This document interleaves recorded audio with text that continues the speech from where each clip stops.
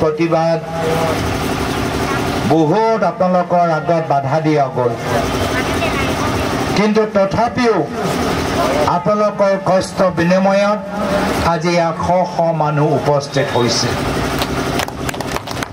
এয়া হ'ল আপোনালোকৰ কষ্ট ফল এয়া হ'ল বাস্তৱ অসমৰ ৰাইজৰ আবেগ আৰু কংগ্ৰেছ দলৰ প্ৰতি মৰম যিমানে বিজেপি দলে চেষ্টা কৰক বা নকৰক অসমৰ ৰাইজ আগন্তুক দিনত আমাক আশীৰ্বাদ দিবই আমাক মৰম কৰিবই আজি আপোনালোকৰ কষ্ট ফল চাই মই ক'ব পাৰো 100% নিশ্চিতভাৱে অহা বছৰ অসমৰ ভিতৰত কংগ্ৰেছৰ নেতৃত্বৰ চৰকাৰ হ'বলৈ গৈ আছে কাৰ্বি আংলঙত 5টা বিধানসভা সমষ্টিত আমাৰ কংগ্ৰেছৰ বিধায়ক বা বিধায়িকা হ'বলৈ গৈছে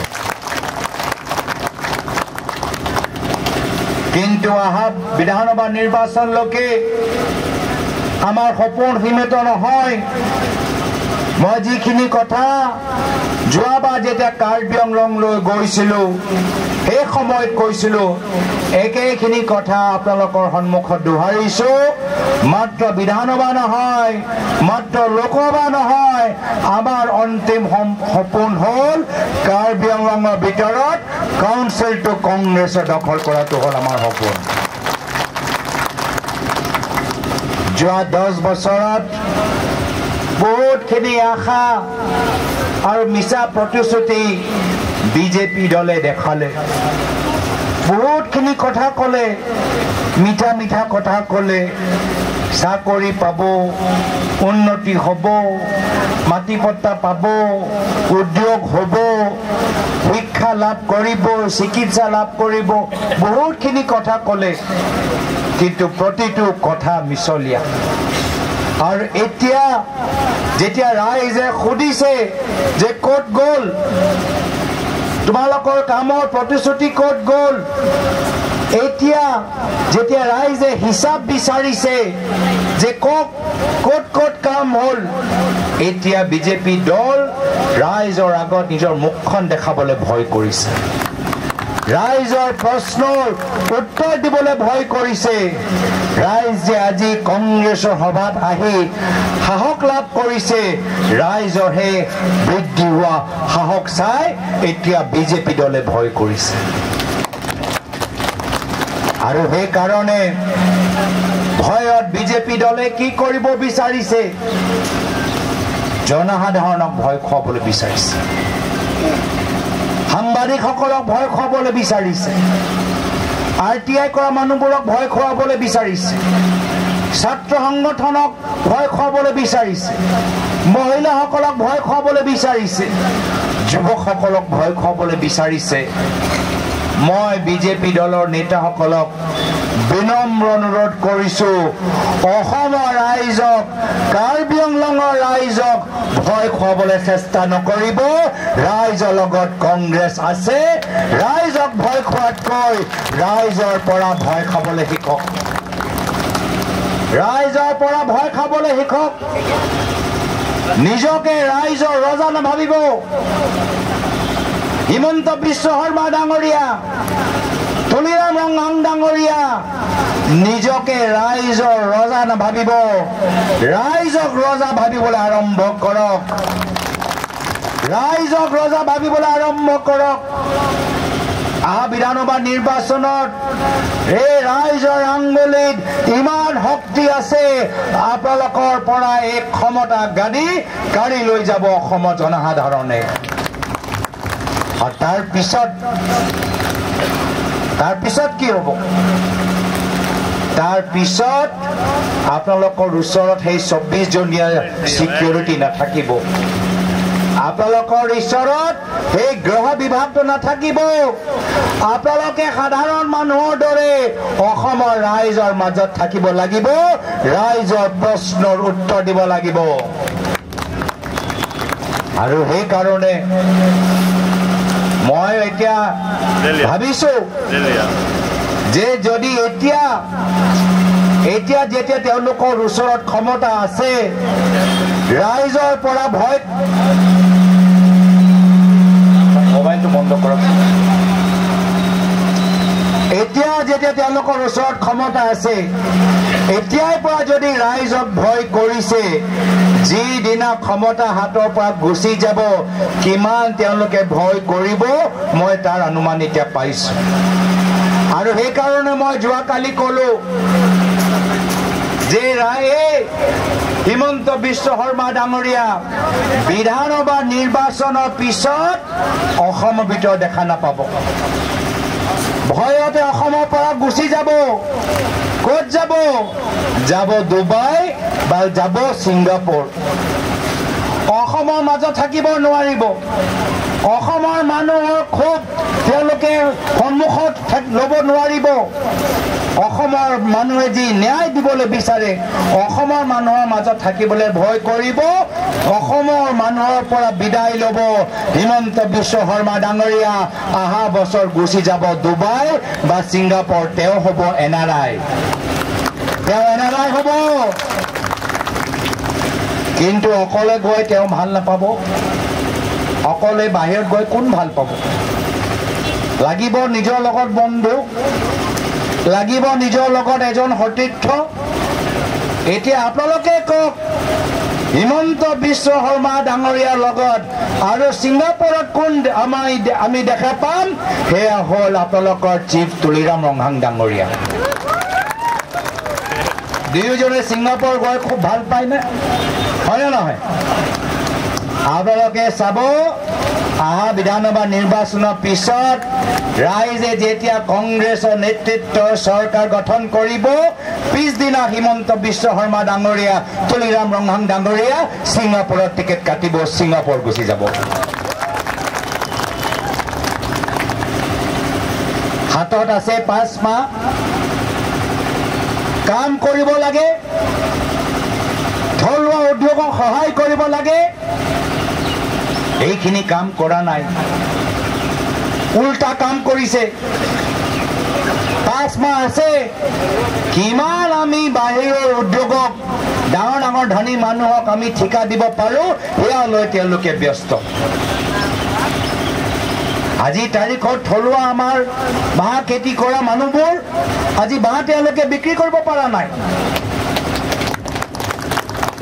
এই 5 মাহৰ ভিতৰত থলুৱা খেতিয়কসকলক সহায় কৰিব লাগে বাঁহৰ এটা ভাল উদ্যোগ লগাব লাগে বাঁহৰ উদ্যোগ লগোৱাতকৈ হাজাৰ হাজাৰ বিঘা মাটি দি দিলে আদানীক হাজাৰ হাজাৰ বিঘা মাটি দি দিলে পতঞ্জলিক কিন্তু আমাৰ থলুৱা বাঁহ খেতি কৰা মানুহক নিজৰ খেতি কৰা বাঁহটো আজি বিক্ৰী কৰিবলৈ দিয়া নাই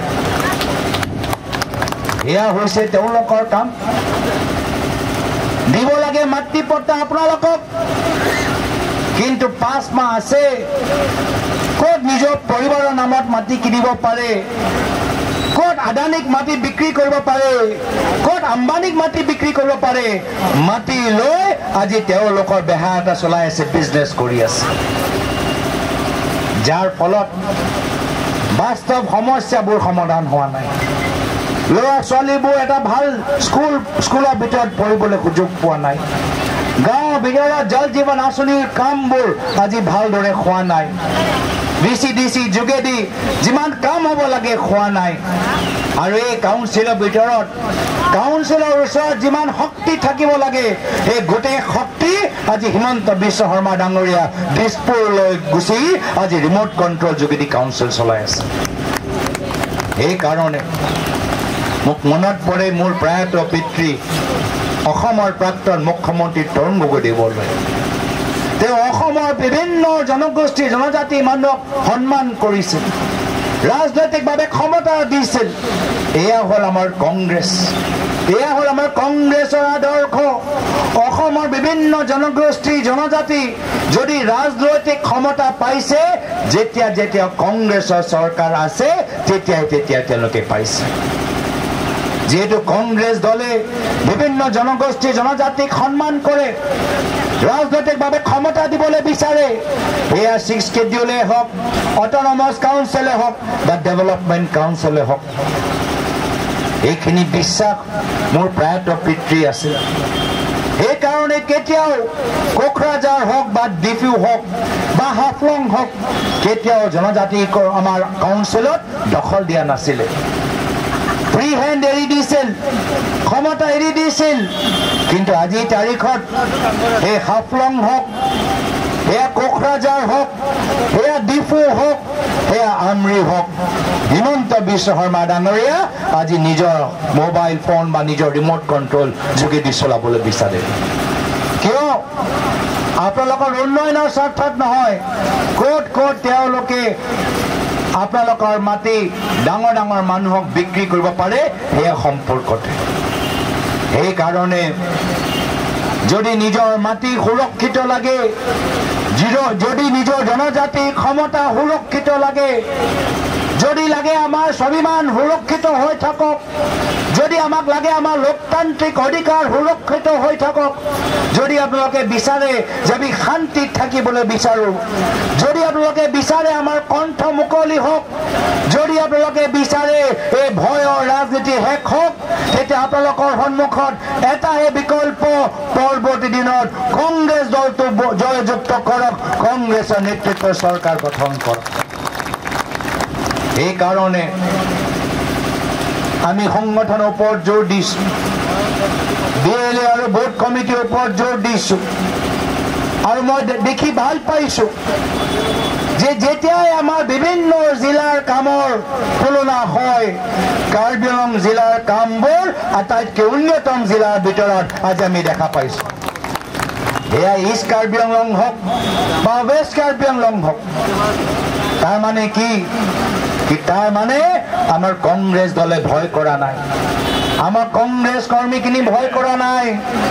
না হিমন্ত বিশ্ব শৰ্মা ডাঙৰীয়াৰ পৰা ভয় কৰিছে, না তুলিৰাম ৰংহাং ডাঙৰীয়াৰ পৰা ভয় কৰিছে। আমাৰ কংগ্ৰেছ দল, আমাৰ কংগ্ৰেছৰ কৰ্মীখিনি বাঘৰ দৰে ওলাই গৈছে কংগ্ৰেছৰ পতাকা লৈ। আৰু এই কংগ্ৰেছৰ বাঘক চাই আমাৰ অসমৰ ৰাইজে এতিয়া সাহস লাভ কৰিছে। আৰু সাহস লাভ কৰিছে কিছুমান বিজেপি দলৰ ভিতৰত থকা মানুহবোৰে। তেওঁলোকেও কৈছে যে আমি ৰাজনীতি কৰিবলৈ আহিছোঁ, আমি ৰাইজৰ সেৱা কৰিবলৈ ৰাজনীতিত ভৰি দিছোঁ। হয়, আমি বিজেপি দলৰ আদৰ্শ কিছু ভাল পাইছোঁ, বাজপেয়ী ডাঙৰীয়া আদৰ্শ আমি ভাল পাইছোঁ। কিন্তু আজি এই বিজেপি দল, এই বিজেপি দল যোগেদি আমি ৰাইজক সেৱা কৰিব পৰা নাই।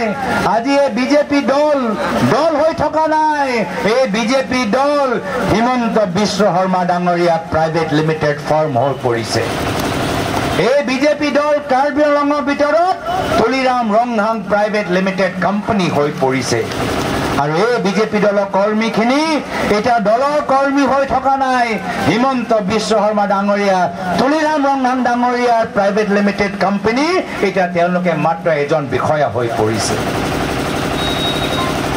ৰাইজক সেৱা কৰিবলৈ সুযোগ পোৱা নাই। এতিয়া তুলিৰাম ৰংহাং ডাঙৰীয়া পিছে পিছে দৌৰিবলৈ হৈছে, হিমন্ত বিশ্ব শৰ্মা ডাঙৰীয়া পিছে পিছে দৌৰিবলৈ হৈছে। সন্মানটো নাই। যোৱাকালি মৰিগাঁও বিধায়ক দেখিলে, মৰিগাঁও বিধায়ক এজন জনজাতিৰ নেতা, হ'ব পাৰে বিজেপি দলৰ বিধায়ক, কিন্তু তথাপিও এজন জনজাতি তিৱাৰ এজন নেতা ৰামাকান্ত দেউৰী ডাঙৰীয়া।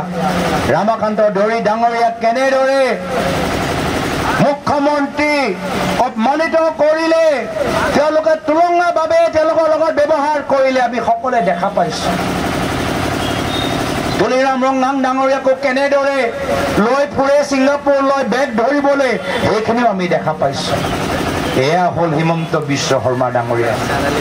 এয়া দেউৰী হওক, তিৱা হওক, বড়ো হওক, কাৰ্বি হওক, মিচিং হওক, ৰাভা হওক, ডিমা হাছাও হওক, তেওঁ কোনো জনগোষ্ঠী জনজাতিক তেওঁক সন্মান নকৰে। আজি এমাহ পাৰ হৈ গ'ল, অসমৰ ৰাইজে হিমন্ত বিশ্ব শৰ্মা ডাঙৰীয়াৰ পৰা প্ৰশ্ন কৰিছে যে আমাৰ মৰমৰ শিল্পী, অসমৰ হিয়া আমঠু জুবিন গাৰ্গৰ মৃত্যু কেনেকৈ হ'ল। এমাহ পাৰ হৈ গ'ল।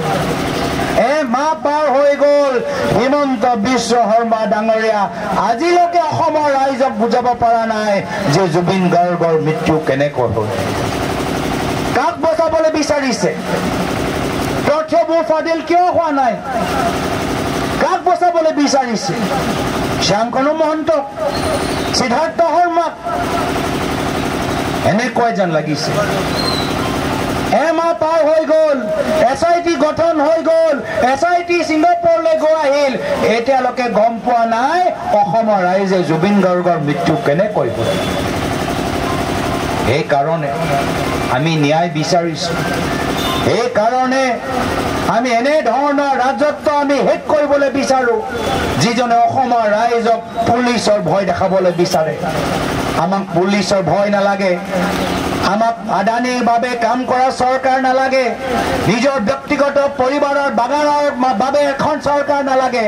আমাক চৰকাৰ লাগে আমাৰ থলুৱা, আমাৰ দোকানী, থলুৱা আমাৰ উদ্যোগ, থলুৱা আমাৰ খেতিয়কসকলৰ বাবে এখন চৰকাৰ লাগে।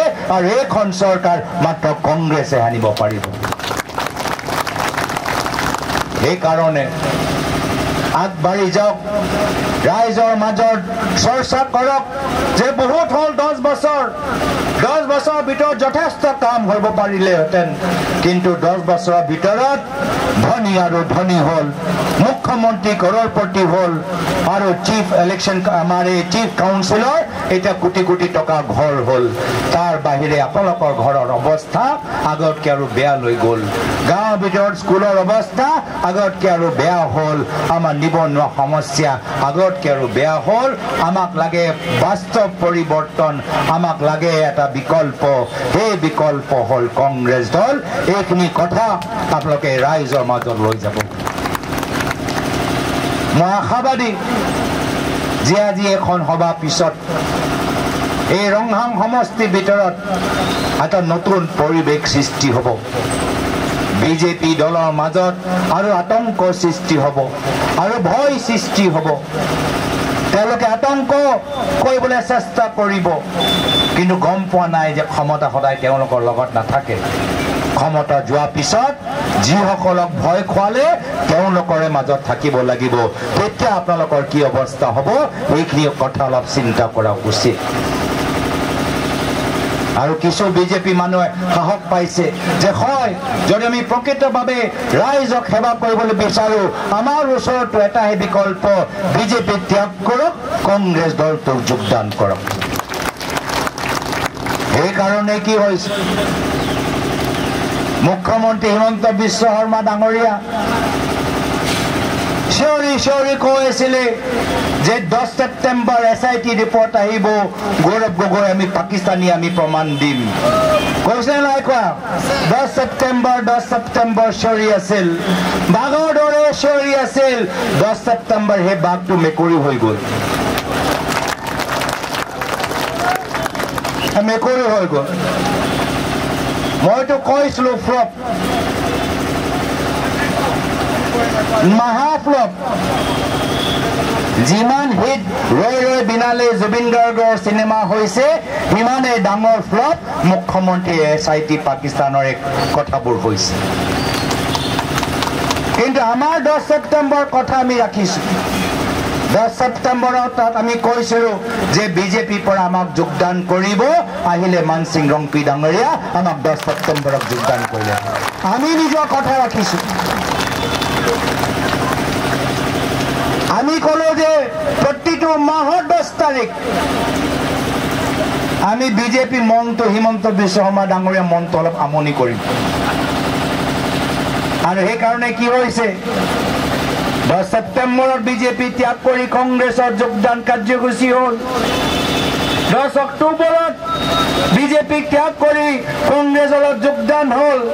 আৰু এতিয়া যোগদান কৰা তালিকা ইমান বহল, অহা 10 নৱেম্বৰ তাৰিখে প্ৰতিটো জিলাৰ ভিতৰত বিজেপি ত্যাগ কৰি কংগ্ৰেছৰ যোগদান কাৰ্যসূচী হ'বগৈ। তো সেইকাৰণে ভয় নকৰিব, কোনো কাৰণত ভয় নকৰিব। যদি ভাবে যে কংগ্ৰেছত আহিলে আপোনালোকৰ আঁচনি কৰ্তন হ'ব, আপোনালোকে ভয় নকৰিব। কংগ্ৰেছ যেতিয়া আহিব সকলোৱে আঁচনি লাভ কৰিব।